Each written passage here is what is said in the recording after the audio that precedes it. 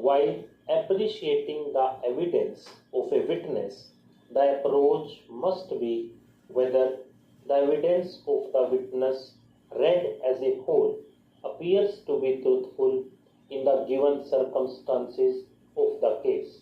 Once that impression is formed, it is necessary for the court to scrutinize the evidence, more particularly keeping in view the drawbacks and infirmities pointed out in the evidence and evaluate them to find out whether it is against the general tenor of the prosecution case. Jeevan Lal PW1 is the son of the deceased Meena Devi, residing with her and the accused in the same house, and a natural witness to speak about the occurrence. Evidence of PW1 is cogent and natural and is consistent with the prosecution case. The High Court was not right in doubting the evidence of PW1 on the ground of alleged improvements made by Jeevan Lal and rejecting his evidence on the premise that there were certain improvements.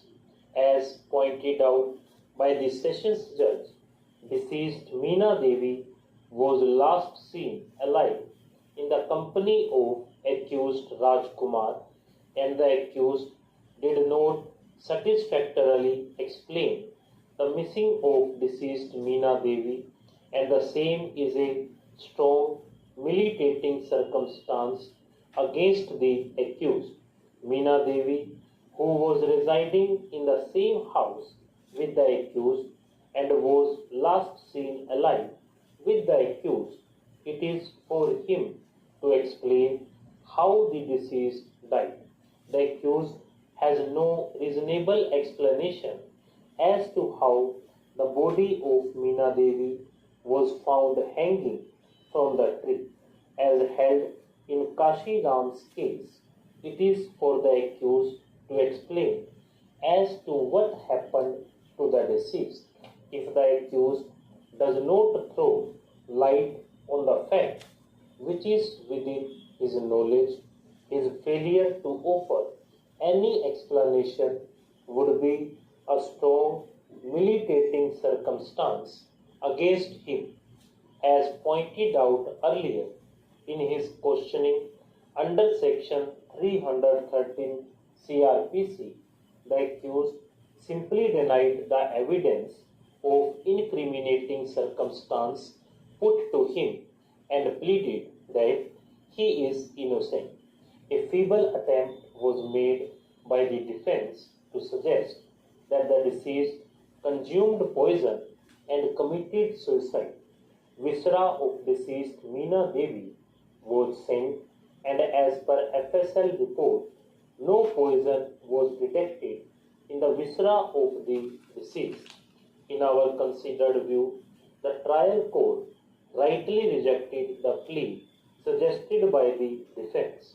As pointed out earlier, in a catena of judgments, this court held that when conviction is based on circumstantial evidence, there should not be any gap in the chain of circumstances. The accused is entitled to the benefit of doubt. The circumstances relied upon by the prosecution are proved by cogent and reliable evidence. The circumstances cumulatively taken from a complete chain pointing out that the murder was committed by the accused and none else.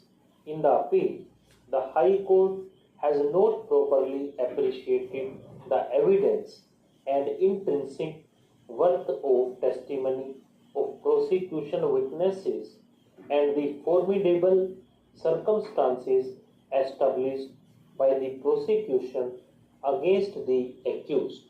The High Court entertained fanciful doubts and rejected the credible evidence of Jeevan Lal on slender grounds.